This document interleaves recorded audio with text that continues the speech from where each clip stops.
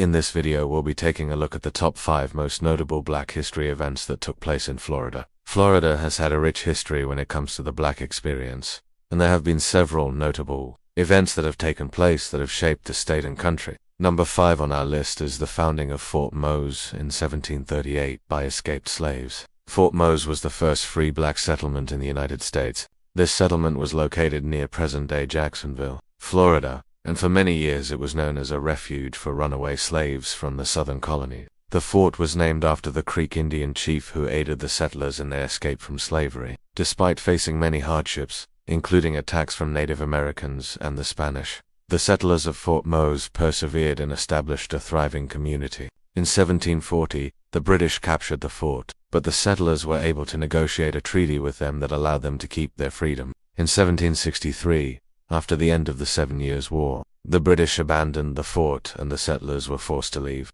Many of them moved to the Bahamas, while others settled in other parts of Florida. Number 4. The St. Augustine Riot of 1883. Tensions between white and black residents in St. Augustine, Florida came to a boiling point in 1883, resulting in one of the deadliest race riots in U.S. history.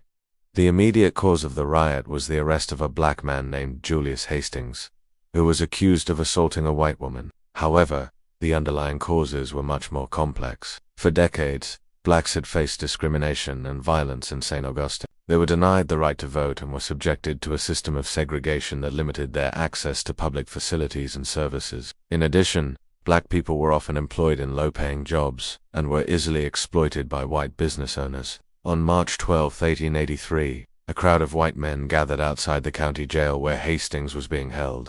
They demanded that he be taken out of jail and lynched. When the sheriff refused, the mob attacked the jail and freed Hastings. A black mob then formed to protect him, and violence erupted between the two groups. White rioters went on a rampage, killing as many blacks as they could find. Homes and businesses owned by black people were looted and destroyed. The militia was eventually called in to restore order, but by then, 15 blacks had been killed and several more had been injured or beaten. The St. Augustine riot was a tragic example of the racial violence that plagued the South. During the late 19th century, it was also a symptom of the deep-seated racism and inequality that existed in American society. Number 3. The Miami Challenge of 1942.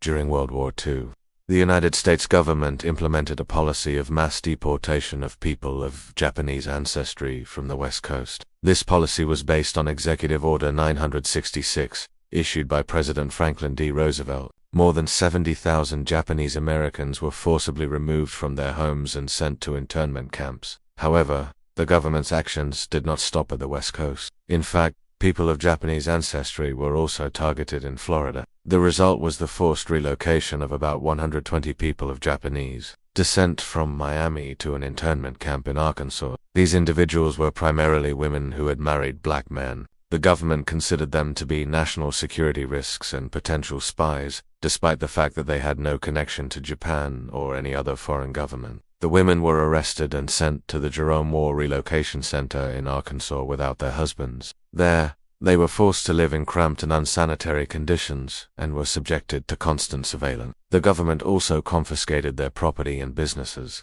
The Miami Challenge was a tragic example of the racial and gender discrimination that permeated American society during World War II. It was also a violation of the basic rights and freedoms of American citizens. Eventually, the women were released and able to rebuild their lives, but the trauma of their experience continued to haunt them for years to come. Number 2. The Slocum Massacre of 1887. In the aftermath of the Civil War, the United States saw a surge in racial violence against African Americans. One of the most horrific examples of this violence was the Slocum Massacre of 1887, which occurred in Walton County, Florida. The massacre took place on May 6, 1880, when a group of white men motivated by a desire to intimidate and terrorize the black population, who were largely former slaves, attacked a black community called They had recently gained their freedom, but were still living in a society that was deeply divided along racial lines. The attackers murdered more than 30 people, including women and children, and wounded many more. The Slocum Massacre was part of a larger pattern of violence against African Americans in the post-Civil War era. It was also a symptom of the deep-seated racism that permeated American society. Number 1. The voting rights struggle in the 20th century. Following the Reconstruction era, African Americans in Florida faced intense oppression and disenfranchisement.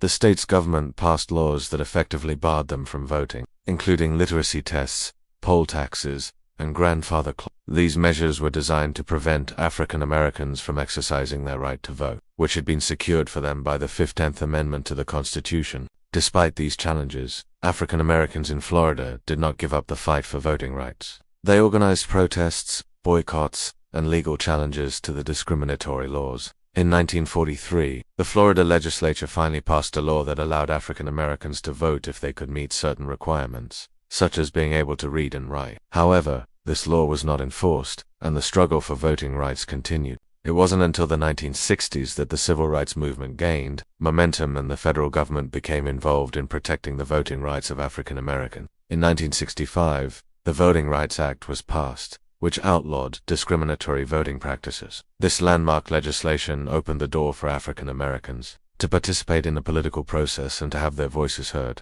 The struggle for voting rights was a long and arduous one, but it was ultimately successful. Today, African Americans in Florida and throughout the United States have the right to vote and to run for office. They have also made significant contributions to politics, including serving in government positions at various levels. We hope you enjoyed learning about some of the most notable Black history events that took place in Florida. These events are an important part of the state's history, and they remind us of the struggles and achievements of African Americans in the face of adversity. If you want to learn more about Black history in the United States, we encourage you to visit one of the many museums and historical sites dedicated to preserving and celebrating the Black experience. Thank you for watching, and we hope you'll subscribe to our channel for more.